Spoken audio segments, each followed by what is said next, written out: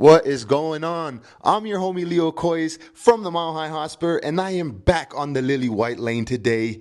And I'm just gonna dive right into it without further ado. So let's go, my homies. Let's get it cracking. Look, the lineups came out, and of course, there's no surprise on the Arsenal side. They had a huge injury and a huge suspension to their midfield. No Odegaard and no Declan Rice. And what does Ange Postecoglou do? He makes his makeshift midfield as well. Why? Because Basuma, of course, picked up some sort of a knock, so he was not going to be playing this match. Leaves out Mate Pape Sarr, which I don't agree with, but let's go. We're going to support whoever's on the pitch at the time, and that's the way he decided to go. And fair play, whatever. It is what it is. So he puts in James Maddison, Bentancur, and Kulusevski. And I don't mean to go past the back line and the goalkeeper. In the starting lineup, those kind of just pick themselves for us and for Arsenal. So I'm not even going to talk about the goalkeeper or the back line. We kind of already knew that was going to happen. So like I said, a makeshift midfield going up against our midfield. And I'm going to keep it real with you guys. I thought we were going to struggle a bit more. But throughout that first half, Tottenham looked to be the better team.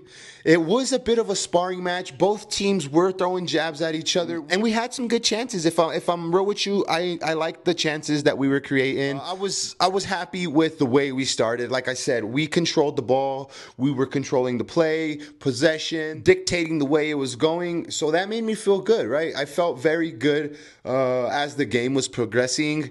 And like I said, both teams were definitely laying a glove on each other. Arsenal had their times where they were counterattacking and attacking off of set pieces as well. Set pieces turned out to be pretty key in this game. But we'll get into that a bit later. We kind of just managed to scrape through the first half. Made it to halftime 0-0.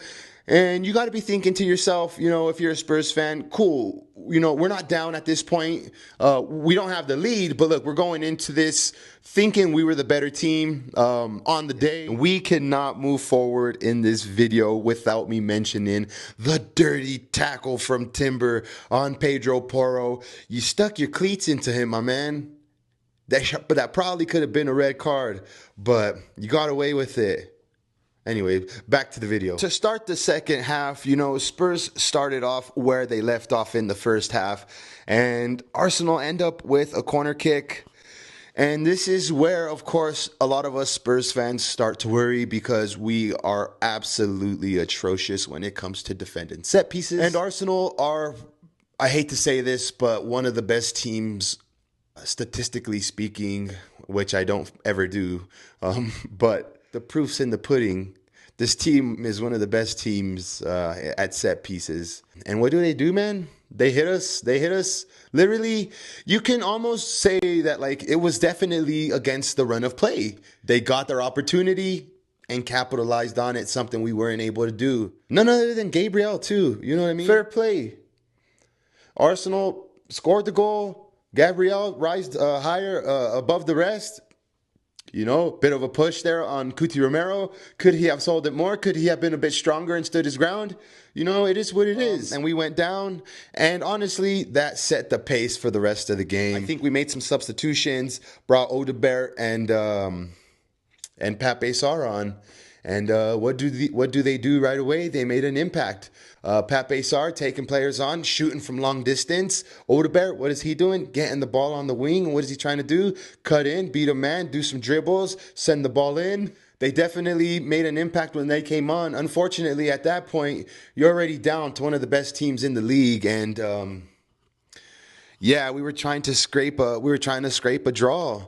And what could we do at that point? Well, we just continued to do what we were doing from the beginning of the game, sending in crosses that just, either fell short or they fall to no avail. So look, as far as the game goes, I mean, it was literally after Arsenal scored, it was square business for them.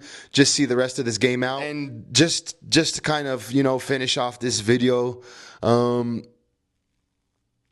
It's worrying. It's definitely worrying the way we lost, the way we weren't able to score goals. We are creating the opportunities. They need to be finished. This game was crying out for a Harry Kane, a player to just, like I said, grab the ball, take your man on, drop your shoulder, have a shot, hope for a rebound. And it just is a tough ask when you're having to bring on kids to do this. It was at home. We lost 3 in a row now to Arsenal. However, I'm here to just tell you guys, I'm not buying into this Anjao. I'm not buying into we need a new philosophy. I will refuse to be negative. I refuse to hop on any Anjao train because I'm 100% Anjin until Ange wins, and even after that, because if you don't want to go through the growing pains, then honestly, don't, man. You don't need to. You don't need to. Spurs for me is where I go and de-stress. I go and relieve a week's worth of work, shouting at the TV, hanging out with my friends. If I'm honest with you guys, the YouTube community has become a bit boring. It's been a bit boring. Too much negativity. Say what you will, man. I don't even know if Robbie's gonna put this in.